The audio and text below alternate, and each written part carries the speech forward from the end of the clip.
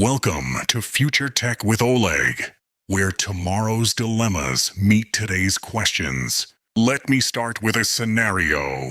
Imagine this.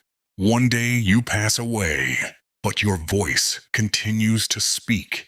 Your digital self continues to write, post, maybe even evolve online. It remembers your favorite jokes, mimics your tone, texts your loved ones, and responds to new questions just like you would. Sounds like science fiction. Well, not anymore. We're entering an age where death might no longer mean silence. Thanks to advances in AI, brain emulation, and big data, the dream of digital immortality is becoming a serious topic of debate in both tech labs and living rooms. But here's the real question. Is this truly life after death? Or just an illusion coded by machines? Is it a way to preserve our humanity? Or just a sophisticated echo with no soul? In today's episode, we explore one of the most mind-bending and emotional dilemmas in the future of technology: digital immortality. Let's begin. So what exactly is digital immortality? In simple terms, it's the concept of preserving a person's mind, identity, or personality in digital form so they can exist even after physical death. This can take many shapes: a chatbot trained on your old messages, a virtual avatar that speaks like you, or even an advanced AI simulation that mimics your behavior, memory, and decision-making in real time. Some startups are already doing this, like Replica, where people chat with AI friends, or MindBank AI, where your digital twin learns from your thoughts over time. Sounds exciting or eerie? The question is, are these just clever simulations or true digital versions of us? Do they understand what they say, or are they simply echoing? And the biggest question of all, can a digital copy ever become conscious? We're not just talking about data. We're talking about identity, possibly even a digital soul. Let's take a look under the hood. What kind of technology actually makes digital immortality possible? It all starts with artificial intelligence, especially large language models like the one you're hearing now.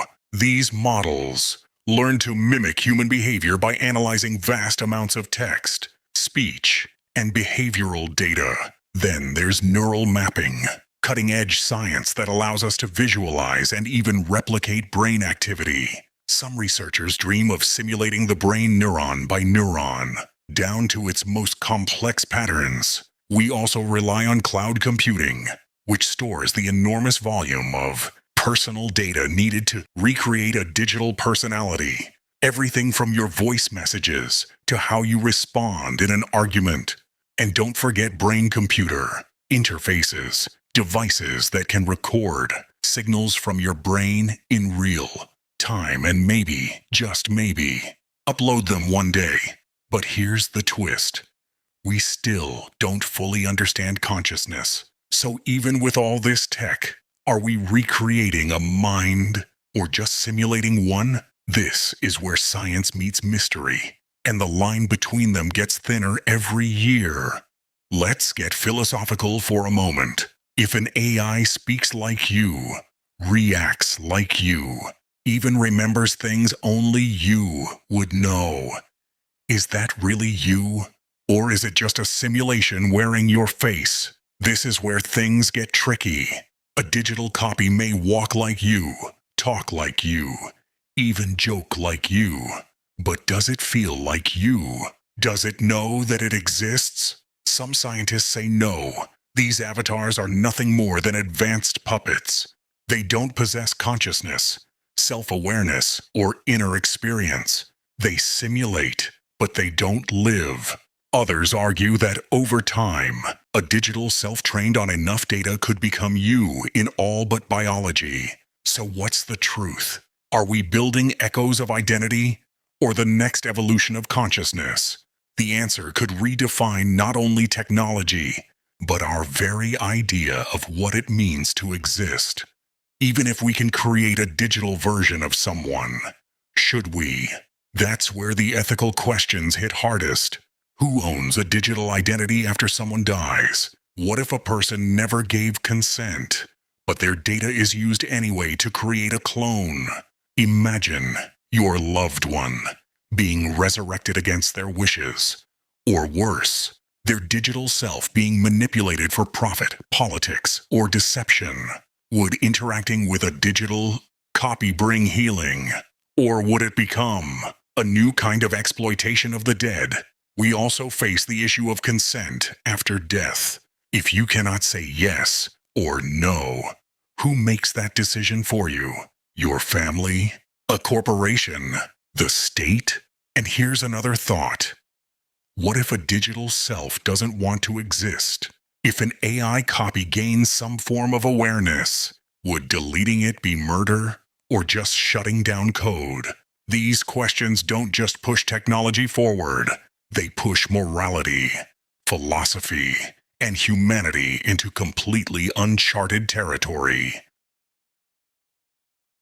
For those experiencing loss, the idea of digital resurrection can feel like both a blessing and a curse. Imagine being able to hear your mother's voice again, or ask advice from a digital version of your best friend who has passed away. It could bring comfort, closure, or even joy. But there's another side. Could this stop us from processing grief naturally? Could we become dependent on a digital version of someone we lost, unable to move on? Psychologists warn that replacing mourning with interaction might delay emotional healing. Instead of accepting reality, people might escape into a simulation. Others argue this is not avoidance, but a new way of preserving memories, a bridge between past and future generations. But then comes the ethical question again. Is it right to bring someone back digitally without their consent? Digital resurrection isn't just technology. It's the collision of memory, love, and loss. And it forces us to ask, are we comforting ourselves or rewriting reality? Now, let's explore how religion and spirituality view digital immortality. For most faiths, the soul is sacred, untouchable by any machine. According to these traditions, consciousness is a divine gift, something no algorithm could ever reproduce. From this perspective, a digital copy may look alive, but it is nothing more than an imitation, a shell without a soul. Yet, some spiritual thinkers take a different view. They argue that technology could be seen as a modern form of reincarnation, or as a way of extending memory beyond the limits of the body. Could digital resurrection be humanity's attempt to play God, or is it simply another step in our spiritual evolution? These questions strike at the heart of thousands of years of belief. They challenge us to rethink what life, death, and the afterlife truly mean. One thing is clear, whether you're religious, spiritual, or not at all, digital immortality forces us to confront the mystery of existence in a new light. Let's be honest, where there's data, there's money. Digital immortality might not just be a personal choice, but a corporate product. Imagine this. To keep your grandmother's avatar online, you pay a monthly subscription fee. If you stop paying, her digital self vanishes. Companies could use your data-driven clone for advertising, customer service, or even politics. Imagine your digital self promoting products, or worse, being used to push propaganda. And here's the scary part. Who owns your identity after you die? Your family? Or the company hosting your digital version? Without strict protections, corporations could claim your data, manipulate your digital twin, and monetize your very existence long after you're gone. We might be heading into a future where even death is not free, because immortality comes with hidden costs. So the question is, will digital immortality empower people, or enslave them to the business of eternal data? Let's talk about the law, or more accurately, the lack of it. Right now, There are almost no clear legal protections for your digital self after death. Most countries don't even recognize the concept of posthumous data rights. That means companies could store, sell, or manipulate your digital personality without your family having much say. Can your heirs delete your avatar? Or could a company refuse, claiming ownership of the servers and the software? And here's a wild thought. Could someone sue a digital clone for defamation? Or commit fraud by pretending to be a resurrected version of you? The legal system is lagging far behind technology, and this creates a dangerous vacuum. Without strong laws, digital immortality could turn into digital exploitation. We may need entirely new legal frameworks, identity afterlife acts, or posthumous rights charters to protect people in this new frontier. Until then, we're living in a legal gray zone where ghosts have no rights. One of the most fascinating possibilities of digital immortality is the preservation of memory, not just of individuals, but of entire cultures. Imagine speaking directly to your great-grandparents, learning their stories not from faded photos, but from interactive AI avatars that carry their voices and emotions. Or picture a classroom where students can interview historical figures, poets, scientists, leaders, through AI, reconstructions trained on their writings and documented behaviors. This could transform education, empathy, and how we connect across generations. But memory is never neutral. It can be selective, biased, or even rewritten. What if a digital version starts to alter stories or present a distorted picture of history? Are we preserving truth or building illusions that future generations may mistake for reality? The line between authentic memory and engineered narrative could become dangerously thin. Digital immortality may keep our stories alive, but whose version of the story survives? What happens to our minds when the dead never truly leave us? Psychologists warn that constant exposure to digital versions of loved ones could reshape how we process grief, identity, and even reality itself. If every goodbye becomes optional, do we ever truly learn to let go? Or do we trap ourselves in a cycle of digital attachment? Living alongside avatars of the dead could blur the boundary between the real and the artificial. For younger generations, this might even change the way they define what it means to be human.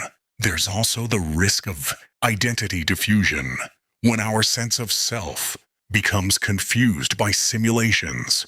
If your best friend still exists digitally, who are you mourning? The real person, or the machine that acts like them? Are we expanding the limits of memory, or eroding the foundation of our emotional health? Digital immortality doesn't just extend lives, it reshapes how we live, love, and lose. Now comes the ultimate question. Could we one day upload our minds entirely? Some futurists believe it's only a matter of time before brain emulation becomes possible. The idea is simple in theory, but incredibly complex in practice. Scan the brain neuron by neuron, then recreate it digitally. If successful, this would mean a digital version of you wakes up on the other side of the screen, thinking, feeling, and believing it is truly you. But here's the paradox. Would that digital mind actually be you, or just a perfect copy that thinks it is? If your consciousness remains in your biological body, the uploaded version might just be a twin with your memories. Which one is the real you then? And if the biological body dies, does the digital you inherit your soul? Or is it nothing more than an echo in silicon? Mind uploading could be the single most revolutionary technology in human history. Or it could reveal the limits of science, showing us that consciousness is beyond code. Either way, the pursuit of uploading the self will redefine what it means to be alive. So where does all of this leave us? Digital immortality is one of the greatest dilemmas of our time. On one hand, it promises comfort, memory, and maybe even a form of eternal life. On the other hand, it raises impossible questions about identity, ethics, and the very nature of the soul. Is a digital self a continuation of who we are, or just a clever simulation that helps others remember us? Perhaps the answer is that digital immortality is not about conquering death, but about changing how we live with memory. Maybe it's less about replacing the soul and more about creating new ways for stories, knowledge, and voices to outlive the fragile body. But the truth is this: death still defines us. Without it, life might lose meaning. Immortality, whether digital or biological, forces us to face what it means to be human. So ask yourself, would you choose to live forever in code? Or do you believe that some parts of us can never be copied? If you've made it this far, thank you for exploring one of the most fascinating and unsettling questions of the future with me. Digital immortality raises dilemmas that touch science, philosophy, and the very meaning of life itself. But the conversation doesn't end here. It starts with you. Would you choose to live forever in code? Or do you believe that the soul is something no machine can ever capture? Share your thoughts in the comments. I'll be reading them all, and I'd love to hear your perspective. And if you enjoyed this video, don't forget to subscribe to help me reach my very first 1,000 subscribers. Hit the bell icon so you won't miss future deep dives into the dilemmas of tomorrow's technology. This is Oleg, and you've been watching Future Tech with Oleg. See you in the next one.